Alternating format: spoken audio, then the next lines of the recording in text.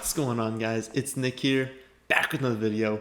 Very excited to make this one, even though it's probably going to be one of the most disliked videos on the channel because it's so important to understand that every single player has negatives. I guess aside from like a handful of players at the top, but there are genuine concerns about nearly every player, and just ignoring those concerns is dumb. You know, it might sound harsh, but if you're not willing to look at a player's negatives, you're only willing to look at the positives, then you're just being biased. You know, it's confirmation bias, and it partly has to do with anchoring. And yes, we're going to talk about fantasy football soon, but I think this portion of the video is probably the most important part because it just doesn't get talked about at all across the industry. So confirmation bias. That's when people, they interpret, they favor, they recall information in a way that confirms their own beliefs. You know, so for fantasy football, it's when we want to find a reason for liking a player. So we'll search out any stat that makes them look good. And then of course we always remember this stat. And even if it's fairly meaningless on its own, we'll always use it in an argument. You know, just hold on to it as a confirmation that the person is a good pick. And like I said, it partly has to do with anchoring, which is exactly what it sounds like. It's when people have a take and they just stick to it. You know, even when they're presented with information that clearly disputes their take, they don't care. They're going to stick with their take because that's their take. And we see this all the time. People do not like to change their opinions. If they open the season liking or disliking a player, nothing is going to change that no matter what you show them. But that's the wrong way of doing things, not only in fantasy football, but in literally every aspect of life. You know, if you're not willing to change your opinion on something, even when you're presented with information that confirms you're wrong, then you're just a bad decision maker and you're going to make more mistakes over time. There's a reason these are called biases. You know, we're not supposed to think this way, but we do sometimes. So this video is designed to look at every one of the top 50 running backs, again, aside from like the top four, and just present a reason against drafting them so that we can view these players in a more holistic way and make sure that we're not overhyping certain players a little bit too much, because then you're setting yourself up for failure if you do that. Before we start, we have to, of course, do the stat of the day. Yesterday's stat was which wide receiver with at least 80 targets posted the league's worst true catch rate. The answer was Golden Tate. Today's stat, which quarterback had the best third down completion percentage with a minimum of 45 targets? You had to have at least 45 targets to qualify for this one. So let's go over the strongest case for every running back. This list will be ordered by ADP. Some people in the other video, when I did the case for every running back, they were like, oh, I don't like these rankings. They're not rankings at all. They're just ADP in paid leagues. So on average, where these running backs are going. And like I said, I'm going to skip the top four. The first four picks in any draft is Christian McCaffrey, Saquon Barkley, Ezekiel Elliott, Alvin Kamara. That is what the top four should be, and that is what you should do if you have a top four pick. It does not matter what I was going to say in this video. So, starting things off, running back 5, Dalvin Cook. Cook has never played a fully healthy season in the NFL, now missing 19 games in his first 3 seasons. So when you consider that he's also a risk to hold out, it makes him an extremely risky pick to take 5th or 6th overall where he's going. Derrick Henry, running back 6, he scored 6.2 rushing touchdowns over expectation last season, indicating potential and probably gonna be regression. And he joined Josh Jacobs as the only running backs inside the top 15 in points per game to have fewer than 25 receptions, and he only had 18. So given that we have no reason to think the receptions will increase, and they're probably expected to drop the touchdowns over time. I mean, he could have another lucky season, but over time, on average, he's going to score fewer than he did last year. That makes him a risky pick when you combine those two things. Joe Mixon, running back 7, he has been the feature back technically for 2 seasons now. We talk about, oh, he's going to be the guy this year. Well, he's kind of been the guy the past 2 years, and he's still only been the running back 9 and 18 in points per game. We like to say he's a threat in the receiving game, but they've just refused to fully unleash him for some reason. He is a threat in the receiving game, but he's never once finished better than 25th in receiving points per game among running backs. So he's good in the receiving game, but if they're not going to use him, that doesn't matter for us. So when you combine that with the chance that he could also hold out, could be a little bit risky there. Nick Chubb dropped from 7th in expected fantasy points per game without Hunt to 16th with him, thanks to a significantly reduced role in the receiving game. He's going to crush it on the ground, but it's difficult to return late first-round value if they continue to lean on Hunt in the passing game over Chubb. Aaron Jones may have tied Derrick Henry for the league lead with 16 rushing touchdowns, but he ranked 14th in expected touchdowns at just 8.3.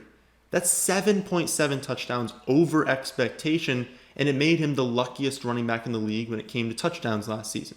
So when you combine that with the addition of second-round pick A.J. Dillon, you can see why he could definitely be overvalued as a mid-second-round pick. Josh Jacobs, running back 10.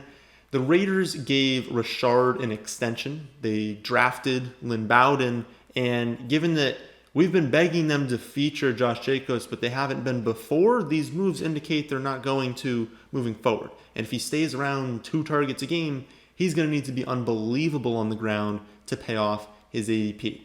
Austin Ekeler, everyone seems to think that Ekeler is going to have a massive role now that Gordon's gone, but they don't want him handling a lot of early down work. And if Tyrod and Herbert don't throw to running backs as much as Rivers did, then Ekeler could actually be worse off than he was last year.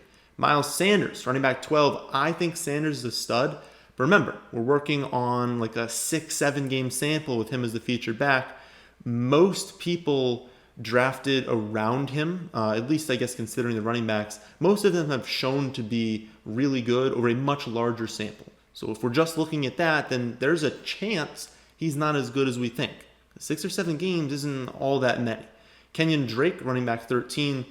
We saw what can happen to the featured back in Arizona last season. David Johnson had a mega contract with all signs pointing towards him being the guy, and he was, until he twisted his ankle. And then they rotated through 3 different featured backs. Just because you got paid doesn't mean Arizona is afraid to go with the hot hand at times. Todd Gurley, running back 14. Gurley moves from a Rams team that ranked 4th in rushing touchdown rate to a Falcons team that ranked 29th. In fact, just 23.8% of Atlanta's touchdowns came on the ground. They are a pass first, second, and third team, and when you reduce the carries and the touchdown chances, he's going to have a lower weekly floor and ceiling. Leonard Fournette, running back 15. He was given the chance last season of being the featured back, and he didn't do all that great with it. 4.9 yards per touch is quite low, especially when 76 of those come through the air. The Jags then tried to trade him away in the offseason, but no one wanted him. And there's definitely a chance that they just pull back his involvement this year. Melvin Gordon up next. The contract makes it pretty clear that Melvin is going to be the guy, but Locke is still a questionable talent.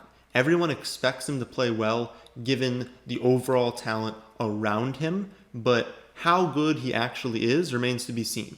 And if he plays poorly, then Melvin could struggle to return value, especially if Lindsey ends up with a larger third down role than we would like. Clyde Edwards-Helaire, running back 17. I fully expect Clyde to have a significant role to open the season, but it's not like they hate Damien Williams. So unless he gets cut or traded, Clyde is still going to have to share the workload. Chris Carson, running back 18. We're all expecting Carson to just be the guy to open the season, but Seattle has lied to us before about injuries, and there's at least a chance that his hip takes longer than we expect to fully recover from. And if that's the case, then they did add a lot of backups who could handle a workload. Le'Veon Bell, running back 19. Bell had 311 touches last season and was still just the running back 21 in points per game. So when you consider that they have a tough schedule, they aren't expected to win all that many games, they signed Frank Gore, they drafted Michael Pirine, it's pretty clear that the floor is much lower than it used to be with Bell. Running back 20, James Conner. Conner has been the running back 1 when he's been healthy. The issue is the health has been a struggle for him. He's now missed more and more games in each of his first 3 seasons, never remaining healthy enough to handle over 215 carries. Because of this, the Steelers drafted Anthony McFarland to ease his workload. This season will determine whether or not he can handle being a featured back. Running back 21, Devin Singletary. Zach Moss is the better running back, so taking Singletary this early is highly questionable, especially when you consider how low his touchdown ceiling is. Even if they don't give Moss that big of a role. The man literally had 3 carries inside the 10-yard line last season, and I don't see why you would expect that to increase this season.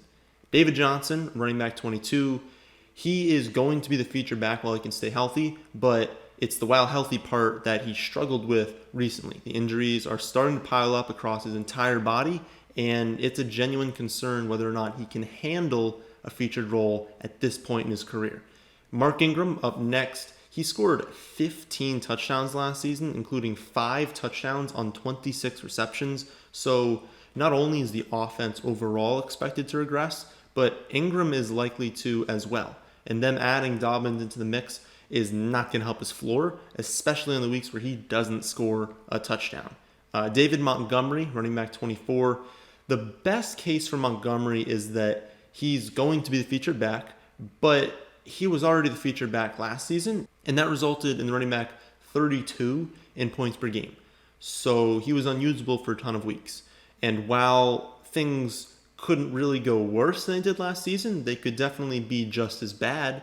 And so he would be a disappointment in this range if that happens. And given the wide receiver talent you are missing out on by taking David Montgomery, might be questionable there. Jonathan Taylor up next. I think people are going to be shocked with how good Taylor is this season, but I've been wrong before. And so maybe his fumbling issues create an opportunity for Mack to be the team's closer when they're winning. And that would definitely lead to a lower ceiling for Taylor. Raheem Mostert, running back 26. His future is unknown after requesting a trade. But one thing we know is that if he remains on the 49ers, there are just too many backs for you to trust one of them this early, especially considering he broke out at age 27 and can't catch. Running back 27 is DeAndre Swift. I think Swift could definitely be this year's Miles Sanders, but even Miles Sanders needed Jordan Howard to get injured to truly break out. And if Kerryon Johnson remains healthy, Swift might be very inconsistent at times in his rookie year.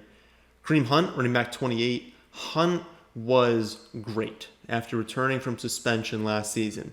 But we need to remember that he barely had over 5 carries per game, including 12 total touches in their last 2 games combined. So there's definitely a chance that his floor is much lower than we like and much lower than people are truly willing to accept.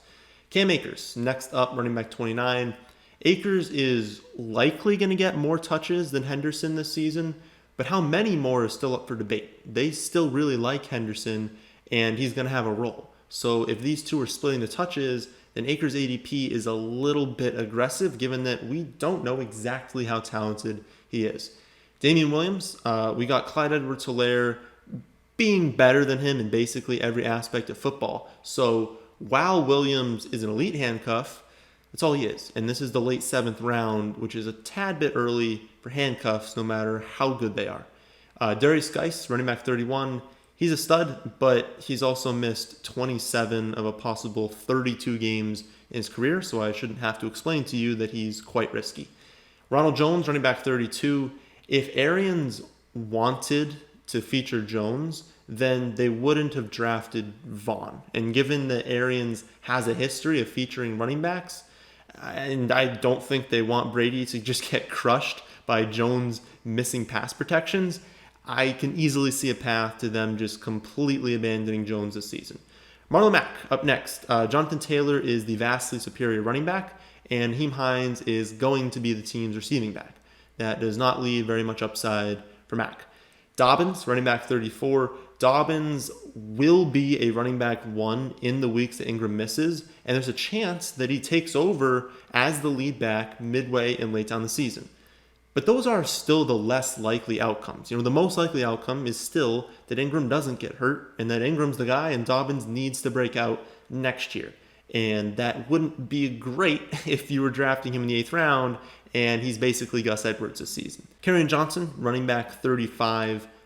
Swift is better than him. He just is. And Kerryon Johnson has struggled a lot at staying healthy through his career. So it's not a great spot to take the worst of 2 running backs. Even if the upside's really good, if Swift gets hurt, he needs a Swift injury. And I don't want to take a running back this early that needs the better running back to get hurt. Just don't want to do it. James White, running back 36. White has a new quarterback in Cam Newton. And while I don't think that's as much of a downgrade as most will assume, we can't know how many targets he'll give to the running backs. And we don't know exactly how that offense is going to change with running and passing. It's a chance that they're going to run the ball a lot more. One thing that we know, though, is that White has no path to an early down workload. And Cam is going to run for more touchdowns when they get close than Brady did. Both of those are going to hurt White's floor and his upside. Sony Michel, running back 37. Sony's coming off yet another offseason surgery. And doctors have said that they're more concerned about his knees than they are with Gurley. And now you can add this mystery foot injury into the mix. And when you consider that he's only been the running back 31 and 38 in points per game over the last 2 seasons, I don't see why anyone would want to draft him in this range. I don't see any sort of upside there. Keyshawn Vaughn, running back 38. Vaughn could very well end the season as the featured back, but we also don't know exactly how good he is. And even as a rookie, he's still older than third-year back Ronald Jones. So taking him in this range is pretty risky because, again, we just don't know. We're just guessing. I talked about the chance that Vaughn takes over and they just completely abandon Jones. The opposite could happen. I mean, really, they could just continue with Jones and wait a year on Vaughn. We don't know how good he is. Philip Lindsay, running back 39. Lindsay was pretty bad in pass protection last year, and he was also pretty inefficient in the receiving game. And that's why they went out and they signed Melvin Gordon in free agency. Lindsay's going to have a role, but it's going to be minor, and his touchdown upside will be capped. He was just a high-end 3 in points per game last season. That's without Gordon. So imagine his floor this year with Gordon. Running back 40, Tariq Cohen.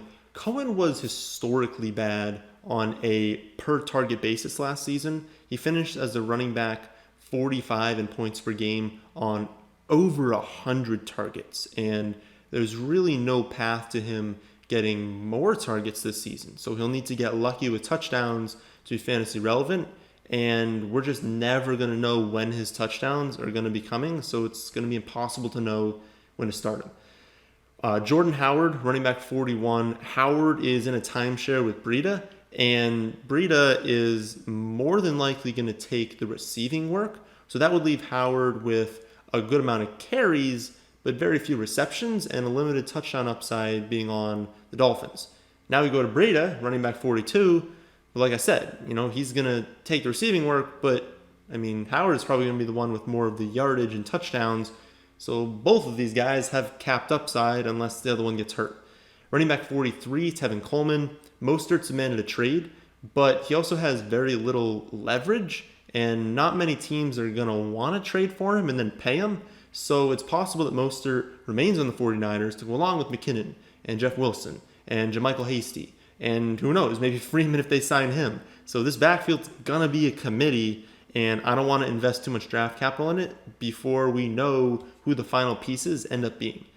Alexander Madison, running back 44. Madison is probably the backup, but are we completely sure that it's not Mike Boone?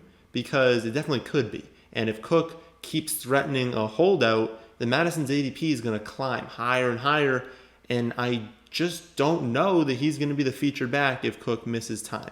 Running back 45, Darrell Henderson.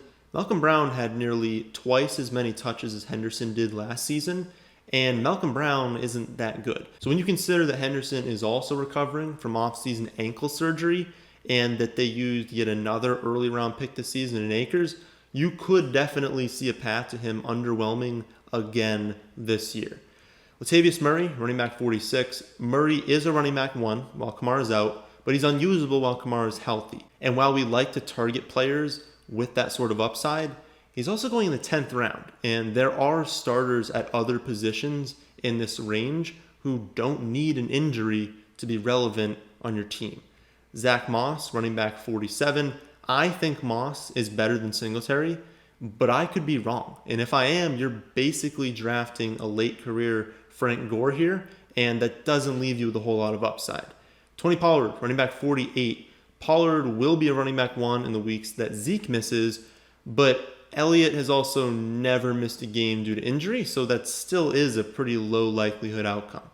Duke Johnson, running back 49. Duke has a ton of upside if David Johnson got injured, but he'll be unusable in the weeks until that happens. He'll have a role, but it's not going to be a big enough one to be fantasy viable, and so it's going to be frustrating owning him. Last running back we'll go over today is Boston Scott. Boston Scott will get work in the receiving game while Sanders is healthy, and he will have an expanded role if Sanders went down. So that's great. But he's never going to be a featured back. If Sanders suffered a long-term injury, they would bring in another running back and probably just have Boston Scott go back to his usual role. So if Sanders twists his ankle and he's out for 2 weeks, they might just feature Boston Scott. But if Sanders tears his ACL, they're going to bring someone in. They'll use him short term. They don't want him to be the answer long term. And so if you're looking for a potential breakout running back 1 for like the second half of the season, Boston Scott doesn't really have that in his range of outcomes. So that is the case against drafting all the top 50 running backs. You can see the case for drafting the top 60 running backs in a video I did about a week ago. And then I believe tomorrow we'll be releasing why you should avoid every wide receiver. That, my friends, is the end of this one. Hope you all did enjoy. If you did, how about hitting that like button? And how about subscribing to the channel if you're new? Thanks for watching.